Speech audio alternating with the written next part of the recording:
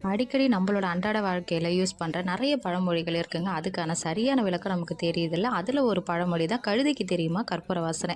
இது நிறைய பேர் வீட்டில் யார் யாரெல்லாம் பயன்படுத்திருக்கீங்க, எந்தெந்த இடத்துலலாம் இந்த மாதிரி பழமொழிகளை யூஸ் பண்ணியிருக்கீங்க அப்படின்ட்டு மறக்காமல் கமெண்ட்டில் சொல்லுங்கள்.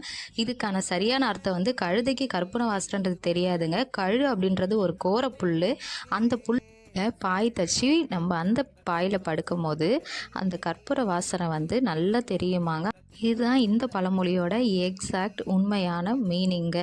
ஆனால் நிறைய விஷயத்தில் கழுதைக்கு தெரியுமா கற்பூர வாசனைன்றதை நம்ம வீட்லேயே யூஸ் பண்ணுவோம். எதுக்காகனா நம்ம எவ்வளோ எஃபர்ட் எடுத்து இந்த யூடியூப்லலாம் நோண்டி நோண்டி பார்த்து அழகாக நம்ம சமைச்சு கொடுத்தாலும் நம்ம வீட்டில் இருக்க சில நாக்குக்கு வந்து நம்மளோட சமையல்ன்றது ருசின்றது தெரியவே தெரியாதுங்க.